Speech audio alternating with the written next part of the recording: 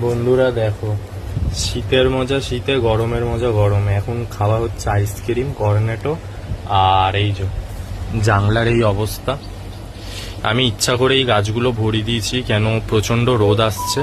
আর প্রচন্ড রোদ আসে। আর এই দেখো, বিছনায় কিন্তু অতটা রোদ পড়ে না আগের মতন, ঠিক আছে। মানে বিছানা আগে যেমনি রোদে পুরো গরম হয়ে যেত, এখন কিন্তু আর গরমও হয় না।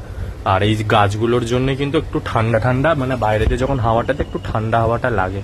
এই যে পুরো গাছ আমি ভরে দিয়েছি জিনিয়া, বোগেনভেলিয়া দিয়ে।